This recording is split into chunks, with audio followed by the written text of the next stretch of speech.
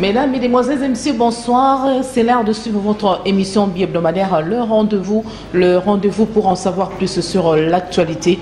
Pour ces numéros, nous avons le plaisir de recevoir Monsieur Pierre Boukassa, qui est président de l'Union nationale des agriculteurs, éleveurs et pêcheurs du Congo, INAGRICO en sigle. Avec lui, nous allons en cherchant à en savoir plus sur l'actualité, mais mettre un accent particulier sur la situation de l'agriculture dans notre pays, la RDC. Monsieur Pierre Boukassa, bonsoir. Bonsoir. Merci d'avoir répondu à notre invitation.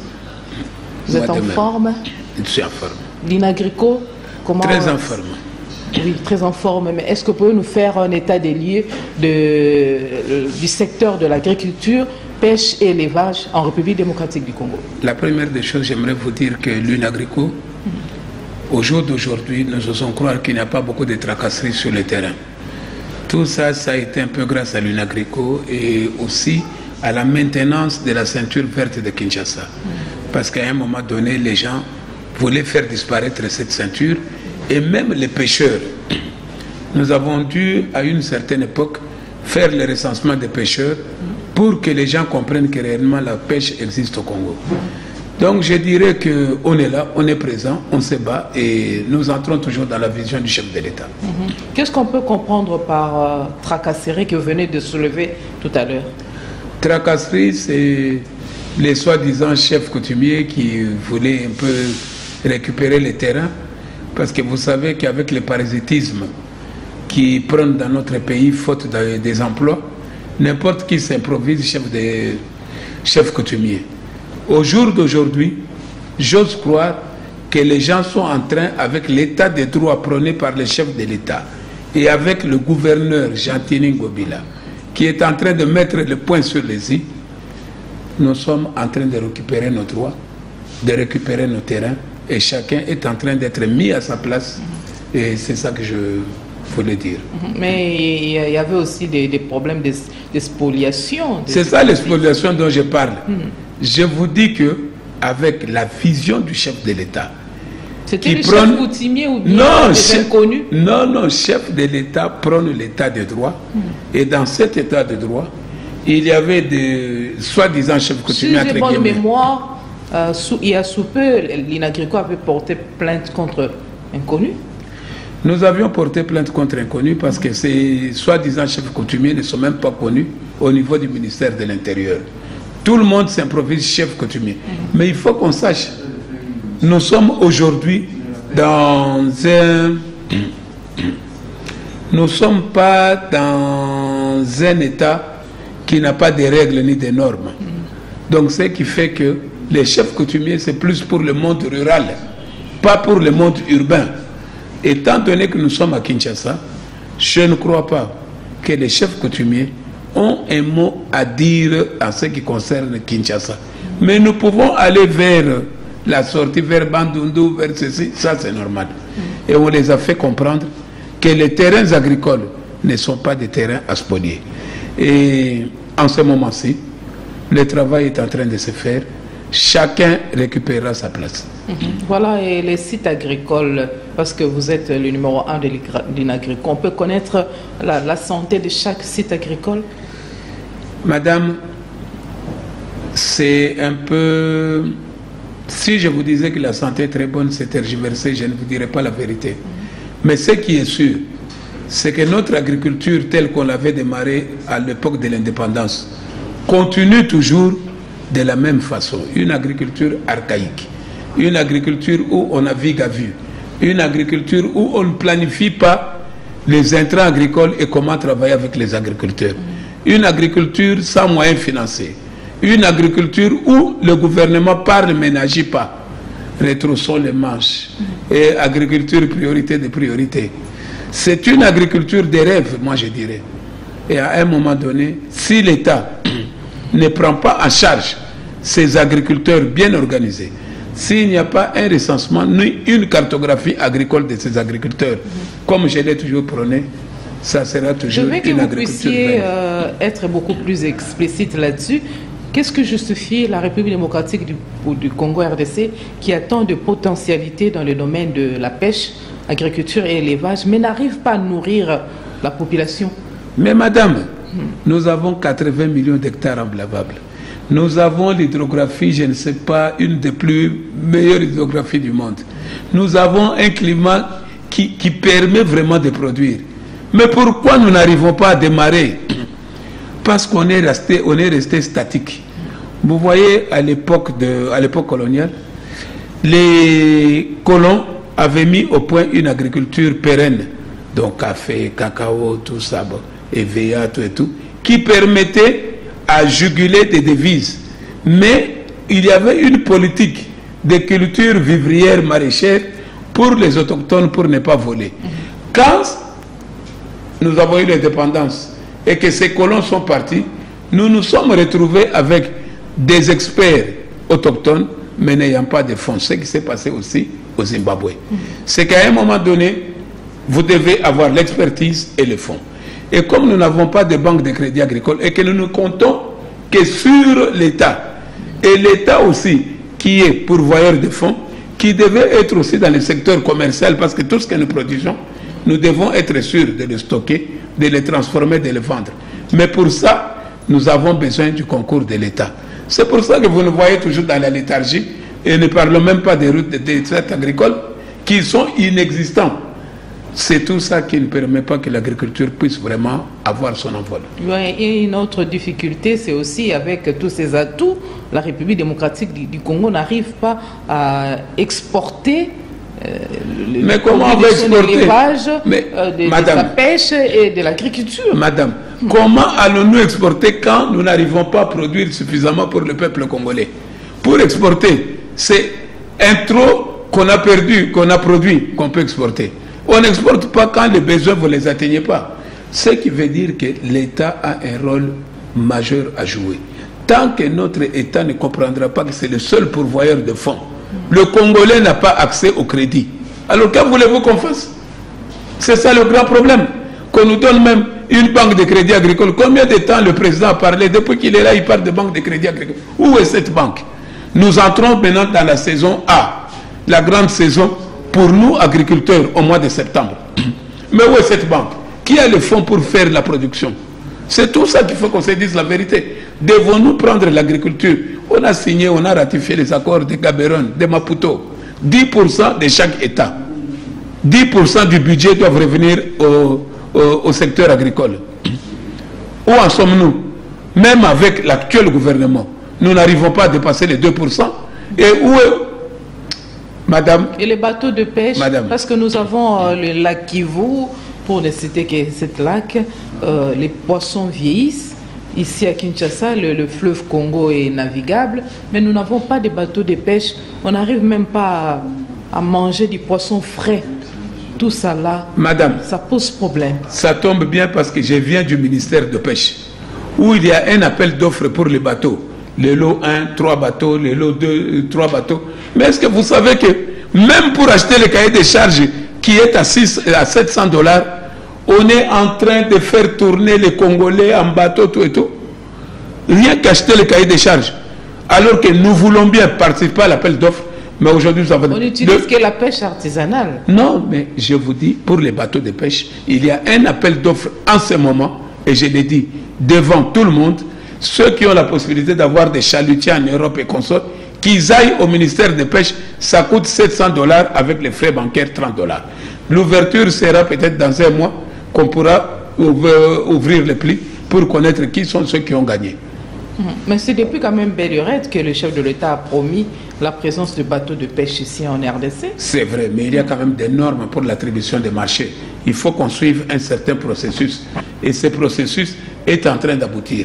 Aujourd'hui, on a eu le feu vert de la DGSMP, de l'ARMP, et l'appel d'offres vient d'être lancé. C'est depuis les 4 qu'on a lancé. L'offre, c'est bel et bien beau, mais c'est comme si ça s'est fait à pas de tortue. Ces négociations traînent les pieds au moment où la population est dans les besoins. Mais maman, les négociations traînent les pieds parce que... toute la population doit manger à ça. Non, mais nous devons manger, mais nous devons aussi suivre les normes de la République. Il faut éviter les gré à gré. Il faut qu'on aille dans l'appel d'offres. À ce moment-là, toute personne capable de livrer, toute personne ayant des prix peut participer à cet appel d'offres. Donc on ne traîne pas les pieds. Il faut comprendre que nous avons perdu, 18 ans de notre indépendance ou souveraineté, on a perdu ça dans des futilités. 32 ans, avec l'époque de Mobutu, il a essayé de faire ce qu'il pouvait faire, mais aujourd'hui, nous sommes en train de rattraper le gouffre où on était. Le pays était tombé tellement bas qu'en ce moment, il faut qu'on accepte que le président Félix Tshisekedi fasse ce qu'il est en train de faire. On peut beau le critiquer, mais il faut voir d'où nous venons, où nous sommes et nous, où partons-nous. Vous attendez que le Rwanda puisse, par exemple, encore pêcher dans les lacs Kivu pour fustiger l'acte? Madame, je vais vous dire une seule chose. Il y a 2-3 ans, j'ai lu un article sur le Congo. Le Congo est comme un éléphant qui dort, mais que les moustiques sont en train de s'amuser avec pour le faire tomber. Il arrivera un moment où on va se réveiller. Et je crois que le plus grand réveil, c'est avec le président Tshisekedi. Vous ne pouvez pas faire une guerre sans l'avoir préparée. Vous ne pouvez pas vous confronter même à un petit ennemi si vous n'êtes pas sûr de le battre. Aujourd'hui, avec le président, il faut dire que le Congo est en train de réunir les moyens parce que nous ne voulons pas la guerre. Mais qui aime la paix prépare la guerre. Nous allons la préparer calmement avec les unités que nous avons et petit à petit, avec nos amis rwandais, avec nos amis ougandais, avec nos amis burundais. Nous allons finir par voir qu'il y a un grand parmi tous ces gens qui est là et qu'il faut respecter. Ils finiront par nous respecter, vouloir ou pas, ils vont nous respecter un jour. Voilà, la RDC importe PE et importe plutôt plus et exporte moins. Comment faire pour renverser ces paradigmes? Vous savez, en ce moment, nous avons 2 milliards de dollars d'importation de produits alimentaires. Nous n'exportons pas beaucoup comme tel. Mais ce qui est sûr, pourquoi nous n'exportons pas beaucoup? Il y a beaucoup de paramètres, maman. Nous devons d'abord organiser notre législation. Je vous donne par exemple le cas de la législation sémencière. Depuis 1980-85, nous nous battons pour qu'il y ait une loi dans ce pays. Mama Bazaïba, nous l'avions contacté pendant l'époque de Joseph Kabila, ici, du président Joseph, pour ne fût-ce qu'à arriver à la loi sémencière. Elle s'est battue. Mais où en sommes-nous? Au jour d'aujourd'hui, les membres du COMESA sont en train de demander au Congo d'organiser une rencontre avec les parlementaires pour terminer cette loi. Mais pourquoi nous traînons? Pourquoi les parlementaires jusque-là ne répondent pas? Pourquoi le ministre de l'Agriculture ne fait pas l'effort qu'on ait une loi sémencière? Et sans loi sémencière, c'est ça même le début de l'agriculture. Sans qu'il y ait une loi sémencière, nous sommes dans la bouillabaisse. N'importe qui peut envoyer ses histoires au Congo, n'importe qui peut acheter ses histoires au Congo. Mais nous-mêmes, Congolais, comment allons-nous exporter des histoires qui ne sont pas conformes aux normes de la sous-région?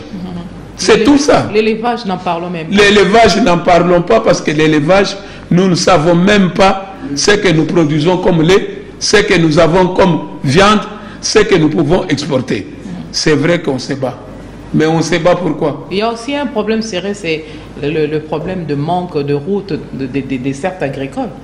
Le manque de routes, de dessertes agricoles, c'est vrai. Comment procéder pour évacuer aussi Vous avez raison. Voilà. C'est ce que j'ai dit au départ. Avec la politique du gouvernement actuel, j'ose croire que nous arriverons à faire les routes des dessertes agricoles qu'il faut. Moi, par exemple, j'ai une ferme vers vers Njili Brasserie. Mais depuis 1993, je suis là. Depuis 1993, aucune route impossible de produire, impossible de travailler. Mais aujourd'hui, je suis en train de voir que la route est en train d'avancer et qu'on va arriver jusqu'au bas Congo au niveau de Sekomaf. Sans parler News Congolo, Kabalo, où le maïs pourrit parce que faute d'évacuation. Mais actuellement, avec les efforts qui sont en train d'être faits, moi je reste persuadé que 2023-2024, nous aurons des routes qui permettront réellement d'évacuer ce qu'on produit. Tant que notre économie est au rabais, notre économie n'est pas du tout développée, il y aura aussi un sérieux problème des prix. Si aujourd'hui le pays arrivait à décanter la situation, préoccupations relatives à la pêche, l'élevage et ainsi de suite, mais il y aura un problème de prix. Parce que l'économie est par terre. Madame, c'est C'est un problème de demande et de l'offre qu'on fait. Et en plus de cela, il faut se dire la vérité, le ministère de l'économie doit jouer son rôle. Nous, parfois, on prend des mesures impopulaires dans la vie. Quand vous ne savez pas prendre des mesures qui sont impopulaires, mais qui permettent à votre population de s'en sortir, ça ne sert à rien. On n'est pas là, le gouvernement n'est pas là pour faire plaisir au peuple congolais. Le gouvernement est là pour travailler, aider le peuple à son bien-être. Vous comprenez? Mais si le ministère de l'économie n'arrive même pas à veiller au prix, si le ministère n'a pas une politique, alors à quoi ça servira? Ce n'est pas chacun de nous qui va se réveiller le matin et dire que j'aime mon prix. D'une femme maraîchère qui vend ses légumes, ainsi de suite. Mais elle va vendre ses légumes à un prix abordable. Comment? Au moment où elle sait qu'elle ne peut pas travailler à perte, elle va, je ne sais pas, faire monter les enchères pour qu'en fin de compte, elle soit aussi en mesure peut-être d'acheter les maïs. Je vends les légumes. Si j'essaie d'équilibrer les prix et par après, moi, je vais acheter les maïs, par exemple, comment? Tout ça, c'est aussi compliqué. Non, mais c'est ce que je vous ai dit. On doit contrôler toute la chaîne de valeur. Depuis la production jusqu'à la vente, jusqu'au commerçant qui vend. Toute la chaîne de valeur doit être contrôlée. Et pour ça, ce n'est que le ministère de l'économie qui peut mettre une politique en place en se disant voilà ce que les maraîchers ont besoin pour produire, voilà ce qu'ils produisent, voilà le coût de conservation, voilà le coût de transformation, voilà comment ils sont en train de vendre, les bénéfices qu'ils peuvent en tirer. Et quand on fait tout ça, nous pouvons à un moment donné détecter. Allez, je vous donne l'exemple. En Zambie, c'est ce qu'ils font. Tanzanie, c'est ce qu'ils font. Pourquoi chez nous, on ne le fait pas? Parce que tout le monde est concerné et personne ne comprend ce qu'il fait. La plupart de nos dirigeants que vous voyez apprennent sur l'État. C'est quand on les nomme ministres qu'ils commencent à comprendre ce que c'est l'agriculture. Quand on les nomme ministre de l'économie, qui commencent à comprendre voilà le travail que nous devons. Non! Les gens doivent être préparés. On ne peut pas prendre les gens au hasard. Ce qui tue notre gouvernement actuel, c'est quoi?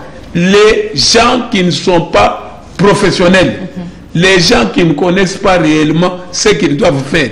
Maintenant, ça prend 2 ans avant qu'ils comprennent. Et pendant ces 2 ans-là, vous voulez nous dire que le gouvernement doit les attendre pour comprendre ce qu'ils doivent faire? Non. Voilà. Il faut à tout prix que nos gens puissent être, quand on les nomme, qu'on les mette même dans des écoles de formation ou qu'ils appellent même les experts pour les expliquer les secteurs. Qu'on leur dise. Et en plus, il faut tenir compte de l'administration. Tant que les gens viennent avec leur cabinet politique et ils laissent tomber l'administration, ils ne peuvent rien faire. Il n'y a pas la continuité de la chose publique, madame. C'est ça notre problème. C'est pour ça que vous voyez tous ces problèmes. Quand vous nous parlez des prix, vous nous parlez de la production insuffisante, vous nous parlez de tel. Demandez aujourd'hui au ministre de l'Agriculture. Nous sommes à Kinshasa avec 15 millions d'habitants. Combien d'intrants nous faut-il pour atteindre l'autosuffisance? Et avec quels agriculteurs va-t-il atteindre l'autosuffisance? Vous verrez qu'il ne va pas s'en sortir. Parce qu'il n'a pas les gens qui comprennent réellement ce que nous sommes en train de faire au niveau du cabinet. Mais son administration connaît tout ça. Mais il faut qu'il s'approche de son administration.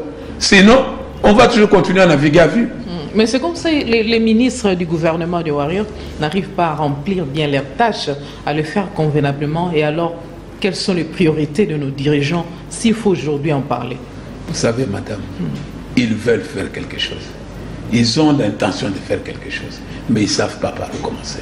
Moi, je vois dans mon secteur agricole, le ministre est très... Je le cite. Je sais que je peux avoir des problèmes, mais je le cite. Il est animé de bonne foi. Mais il compte sur son cabinet.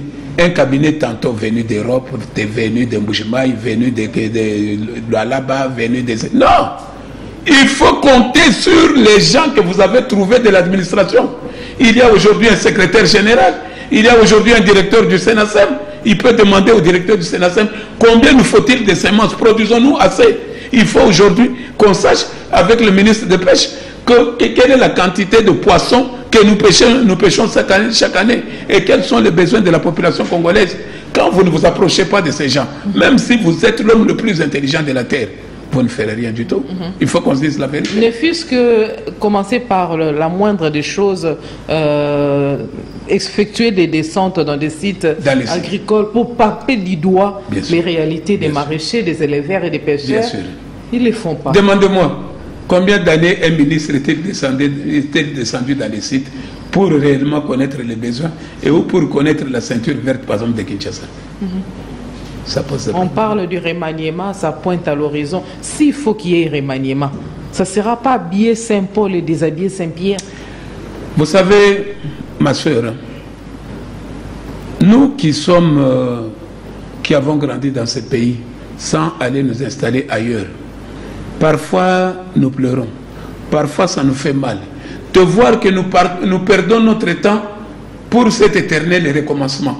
Le Congo, avec les hommes qu'il faut dans chaque domaine. Moi, j'ose croire que ce que le président doit faire normalement, c'est prendre un cabinet d'experts qui doit lui recruter les gens capables de faire quelque chose. Vous comprenez?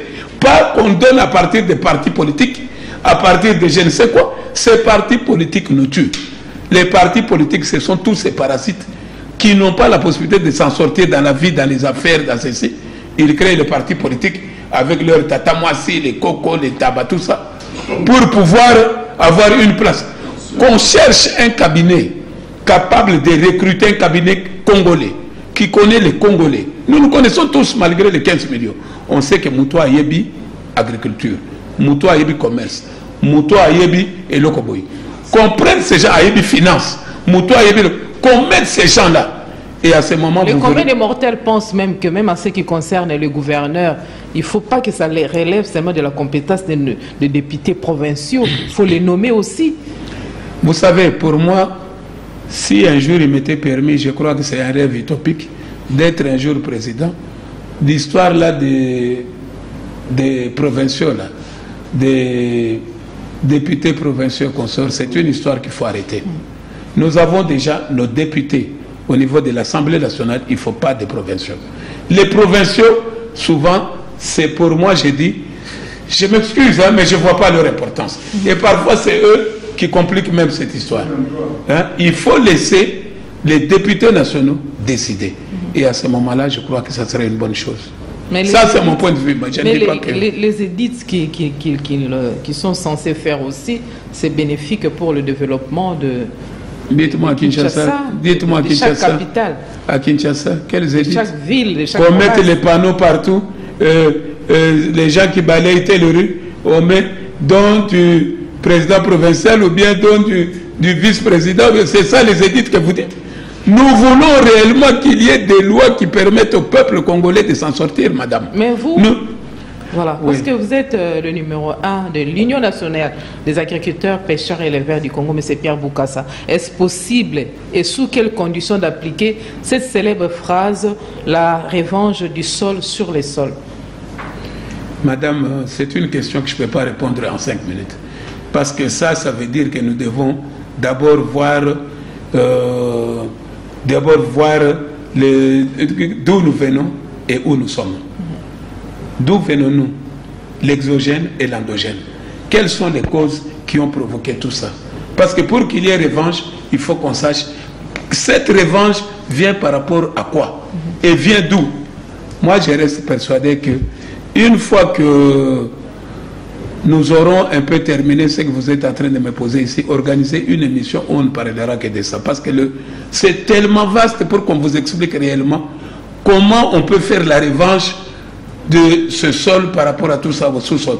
Parce que pour en parler, il faut que les gens comprennent que c'est le secteur primaire, le secteur tertiaire qui peut réellement aider le peuple congolais à s'en sortir ou à l'Afrique à s'en sortir. Vous savez, même en économie, là, Madame Adèle, je vous dis une chose.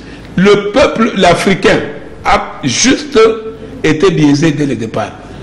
Nous avons quitté le secteur de l'économie de production, de consommation, à l'économie des services directement. Sans pour autant qu'on maîtrise la production. On a quitté la production pour arriver au service. Et alors, quand on arrive au service, en imitant le blanc, en imitant l'occidental, eux ont déjà maîtrisé leur nourriture, leur ceci. Vous ne verrez pas un Européen quitter chez lui à la maison en disant Bana Bakolia ni lelo. Non, il est déjà sûr que Bakolia. Mais bino, nan Bakolia te ko komika par téléphone. Okuta maman na Wenze qui vend le charbon na téléphone. Okuta maman te komikate na téléphone.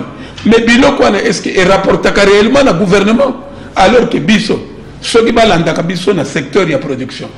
Belelelo mbongo ezokota na Congo. Biloko mbongo to somba 2 milliards de banda. Tolinga ko somba ngote maman. On allait produire sur place, on allait faire sur place. Mais les gens qui viennent, basaka kamonoko, toko sala. Mais toko sala quand bisoto bandi musalo na 25 ans, les autres comme na 60 ans. Et tukali muke biso peto ken. Donc toko kende kaka tozo tala ka toko sala. Non. Mais nous avons besoin du concret maintenant. OK. Vous comprenez? Parce qu'à un certain moment l'Inagrico, on vous voyait organiser des assemblées générales de marché, des rencontres intenses.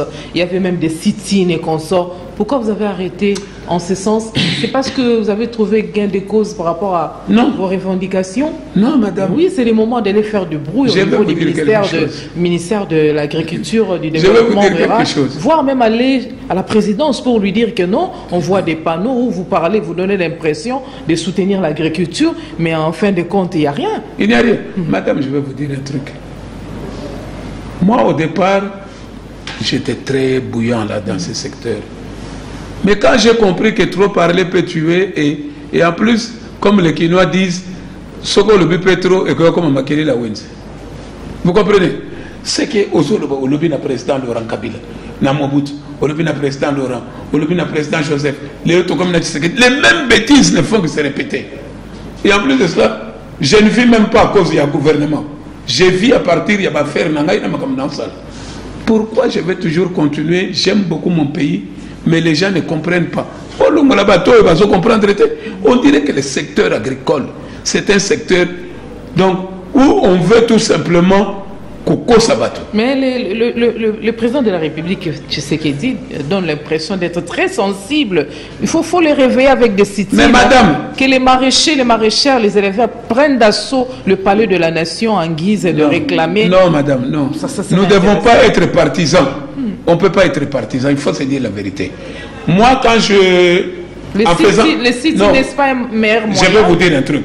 En faisant ce que j'étais dans le secteur agricole, j'ai beaucoup compté sur un homme qui m'a beaucoup intéressé dans le secteur agricole, malgré que je faisais ça, sans vous dire quoi que ce soit. Je ne suis pas de son parti, c'est le président Kabila. Kabila a fait, je suis allé vers la route de Kasumbalé. J'ai vu ce qu'il a fait. Je suis allé à Kundelungu, j'ai vu ce qu'il avait fait. Il était avec mon frère Ilunga, l'ingénieur Ilunga qui est mort. Et ensuite, Ilunga, on m'invitera ici à Louose. J'ai vu ce qu'il a fait. La seule erreur, la seule bêtise, c'est qu'il n'a fait que pour lui, il n'a pas fait pour le peuple. Mais ce qu'il avait fait là, il aurait fait pour le peuple. Aujourd'hui, on serait loin. Mais je suis en train de voir mon frère Félix. C'est vrai, on a parlé, il a la bonne volonté. Mais le grand problème, où sont les productions qu'on nous a promis? Moi, je suis allé en Kwadi, dans le secteur, dans le projet volontariste. Maman, moi, je ne suis pas partisan. Hein. Je ne suis pas là ni fanatique.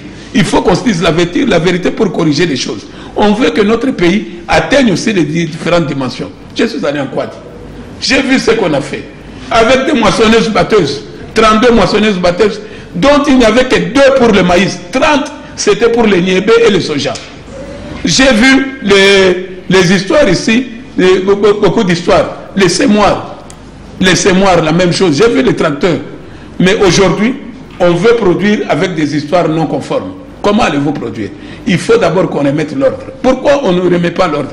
Pourquoi chaque fois qu'on veut faire des actions pour les agriculteurs ne sont pas associés? C'est toujours les membres du cabinet, les experts têtes.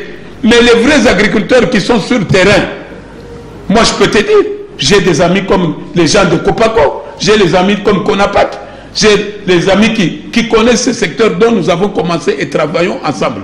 Mais pourquoi on ne nous appelle jamais? On est là toujours en train de dire, non, voilà, des projets PPRD, projets PPRD, projets... Mais non! Trop c'est trop. Donc, on ne peut plus continuer à nous tromper. Soit on nous associe, l'ennemi du Congolais, c'est le Congolais lui-même. Soit on nous associe, soit on ne parle de rien et attendons tout simplement l'avenir. Voilà, le message est passé. Espérons que cette fois-ci, ça va tomber sur de bonnes oreilles et il y aura des résultats souhaités.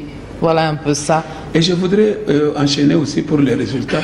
Pour que l'agriculture aussi marche, il faut à tout prix que la réserve stratégique marche. Il faut à tout prix que le CP du président en charge de l'agriculture fasse son boulot. Il faut à tout prix que le service national aussi soit vraiment bien organisé, malgré que c'est un domaine un peu para-étatique, mais nous devons le faire. Si on arrive à mettre tous ces services qui peuvent aider à booster l'agriculture au point, je reste persuadé que le Congo peut s'en sortir. Voilà, chercher aussi voir comment soulager les calvaires de ces mamans maraîchers. À un certain moment, on a vu avec, lorsque Norbert Bassenghis fut ministre de l'Agriculture, il parlait quand même des tracteurs et qu'on on semblait distribuer des tracteurs pour permettre de faciliter. On a distribué au coco, au tata, moi on n'a pas distribué aux agriculteurs. C'est mon frère Bassenghis, je suis en train de parler en espérant qu'il me regarde dans les yeux. Mais où sont partis? On a vu des tracteurs faire ici des baleinières dans les Bandundu. On a vu des tracteurs, des moteurs où on a monté des histoires. Mais qui sont les vrais agriculteurs qui avaient eu ces tracteurs? Ne nous parlez pas de ces politiciens, parlons-nous de l'avenir du pays, c'est mieux. Voilà, le message est passé. Monsieur Pierre Bokassa, président de l'Agrico, l'actualité, c'est aussi le passage récent du diplomate en chef des États-Unis à Kinshasa. Et tant qu'acteur politique, vous faites quelle analyse, vous personnellement, par rapport à son passage à Kinshasa? C'est une bonne question, maman.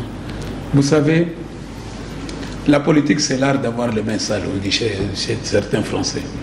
Je vais vous dire une chose, que les Américains passent, que les Russes passent, que les Belges passent, tant que nous-mêmes Congolais, nous ne prendrons pas conscience de ce que nous sommes, rien n'aboutira. Nous ne pouvons pas attendre l'aide extérieure. Les gens vont faire toujours la politique d'entretien de la pauvreté. On vous donne beaucoup d'expérience, beaucoup d'espérance, mais en réalité, il n'y a rien. Les mêmes espérances, les mêmes paroles qu'il a parlé au Congo, il est parti aussi parler au Rwanda.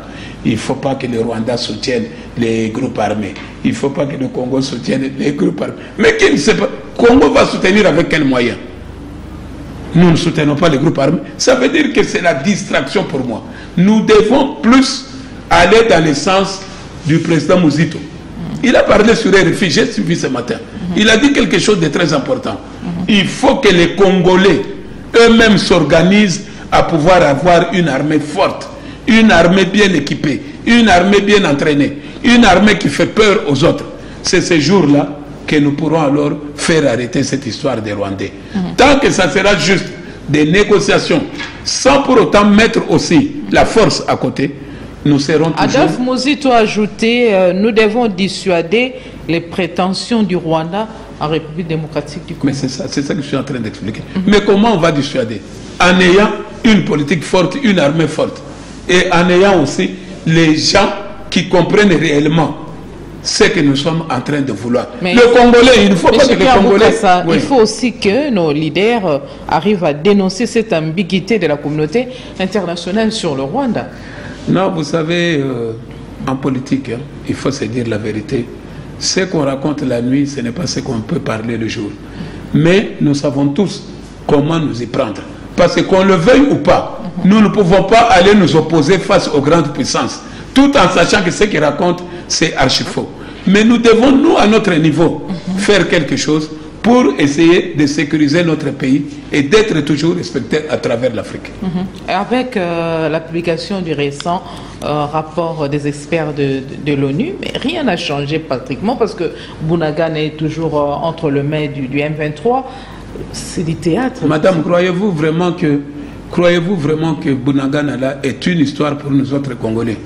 Croyez-vous que notre armée n'est pas capable de prendre Bunagana? Qu'est-ce qu'il faut faire? Mais ce qu'il faut faire, c'est pour convaincre, entre autres, la communauté internationale que c'est le Rwanda qui est en train d'agresser la RDC. Madame, le Rwanda a 33 000 hommes. Le Congo a 135 000 militaires, sans parler des réservistes. Rien qu'en prenant le tiers de notre armée, en les mettant à Bunagana, ces gens vont fuir. En les mettant au Rwanda, ils n'arriveront pas à se battre. Vous comprenez?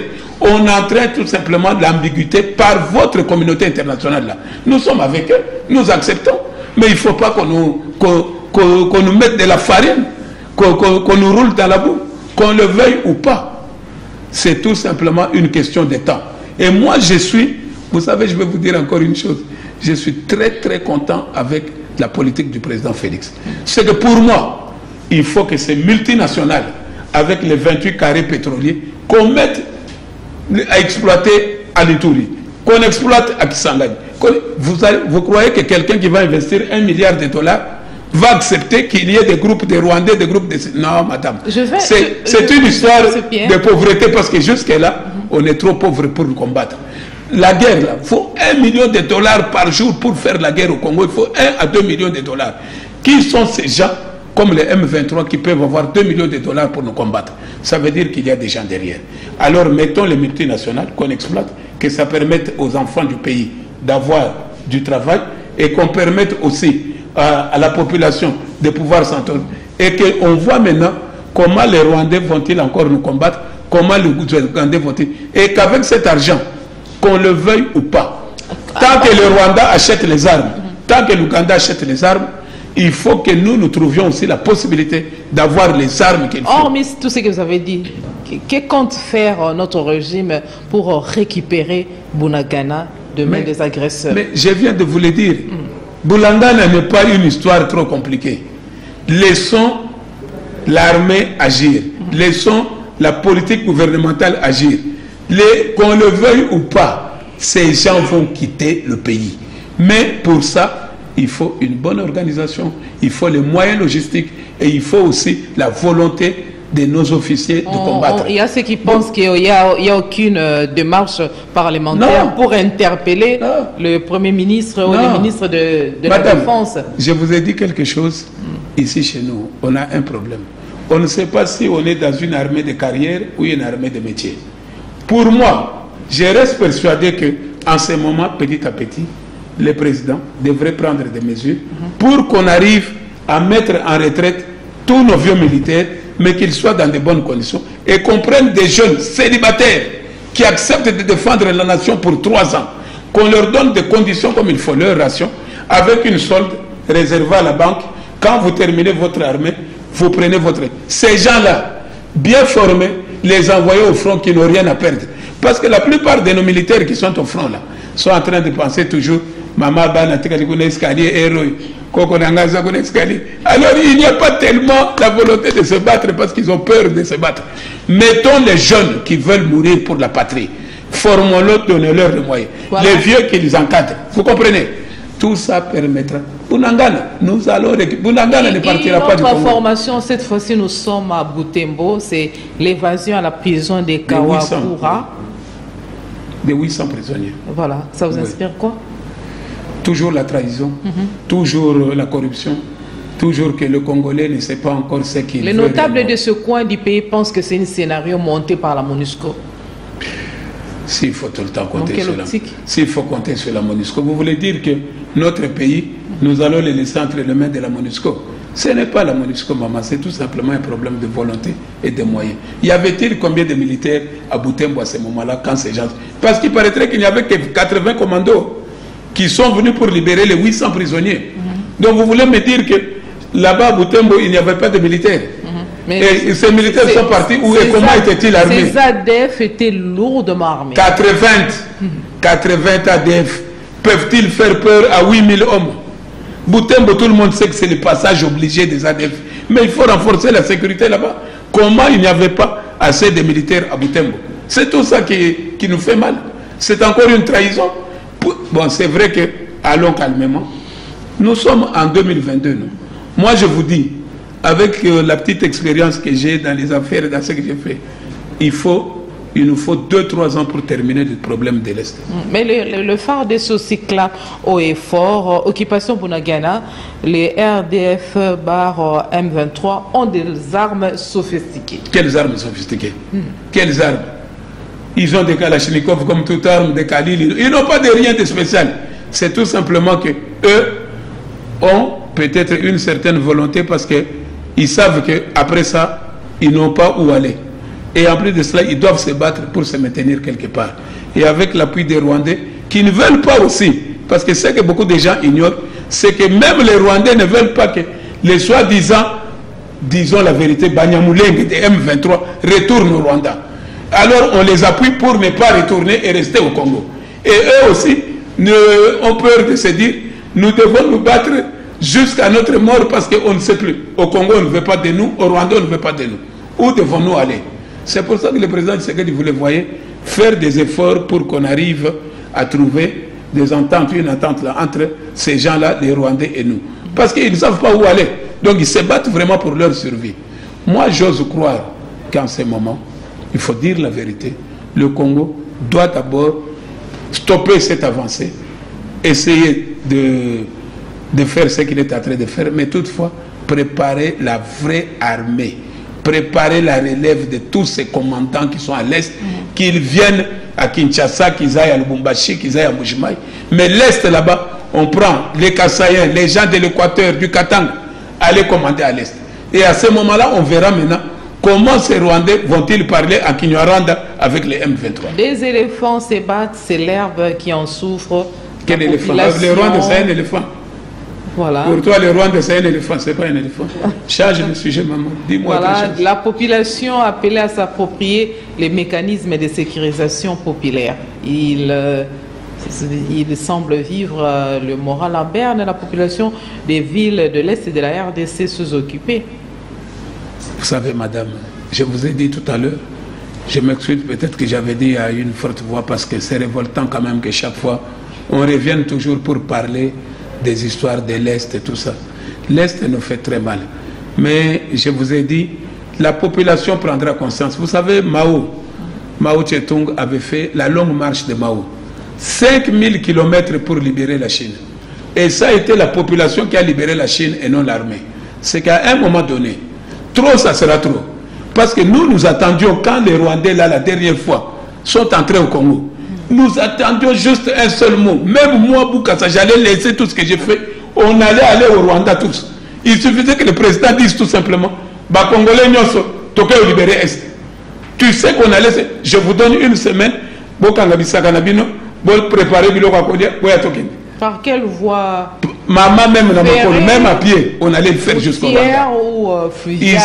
Ils allaient nous trouver avec 15, 20, 30 millions, 50 millions de Congolais face à ces 20 millions ou 15 millions de Rwandais là. Voilà. Nous allons tous, on allait aller là-bas et ils allaient tous maintenant nous chasser et nous tuer. Autant, si ça continue avec nos frères de l'Est, à les éliminer, exterminer, tu sais la rancœur qui est en nous. Jean-Marc Abound est au centre pénitentiaire de rééducation depuis 3 jours. On lui a accusé de beaucoup, entre autres, il a outragé le chef de l'État. Madame, j'ai envie de vous dire une seule chose. Dans un monde de civilisé, dans un monde de démocratie, il faut que les gens comprennent que nous sommes des adversaires et non des ennemis. La politique, ce n'est pas une histoire d'ennemis. C'est une histoire d'adversaire.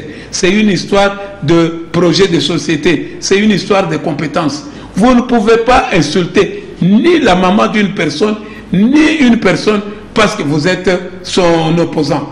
C'est que moi qui me fait mal, c'est tout simplement Jean-Marc Abound, c'est quelqu'un que je trouvais très bien, qui dirigeait bien le parti, qui n'avait pas trop de problèmes. Mais là où le bas blesse, pourquoi aller jusqu'à parler des histoires intimes de la famille présidentielle? C'est comme les gens qui... À l'époque, on avait parlé aussi du président Kabila. Vous vous souvenez qu'on avait fait aussi arrêter des gens. Mais les gens semblent oublier. On voit que le président Tshisekedi, à un moment donné... Il y a des Franck Diongo... Franck Diongo... Non, on oublie tout ça. Maintenant, on voit que Kabound a raison. Non, il y a même le pasteur Mukuna. Il y a le pasteur Mukuna qui était aussi en prison. Mais vous savez, il y a à un moment donné, il faut qu'on se dise de vérité. Même si le président que vous voyez que vous avez n'est pas l'homme qui correspond à vos aspirations, vous ne pouvez pas l'insulter. Vous devez tout simplement attendre les élections et à ce moment-là, vous votez contre lui. Mais il ne faut pas commencer à parler n'importe comment, parce que là, ce n'est plus la politique. Là, c'est des injures publiques et comme ça. Donc pour moi, j'aimerais que Kabound, on puisse l'entendre, quitte à ce qu'on lui dise qu'une dernière fois, ne fait plus ça. La prochaine fois, vous irez même 10 ans de prison. Vous aurez 10 ans de prison. Nous connaissons aussi l'histoire de plus d'un procès ici en République démocratique du Congo. Ce qui est sûr, il finira par être acquitté un jour. Voilà. Vous croyez vraiment à ça? Voilà, nous sommes à la fin de votre émission hebdomadaire. Le rendez-vous pour ceux qui ont pris en cours la rediffusion, c'est demain à 12h30 heure de Kinshasa. C'est avec le président de l'Union nationale des agriculteurs, pêcheurs et éleveurs du Congo, M. Pierre Boukassa. Il agricole un cycle que nous venons d'échanger au cours de cette émission. Merci aux preneurs de vue et merci à la chaîne de référence Antena. Vous avez aimé l'émission. Nous vous remercions énormément, vous fidèles téléspectateurs, et nous vous souhaitons une très belle soirée à tous et à chacun.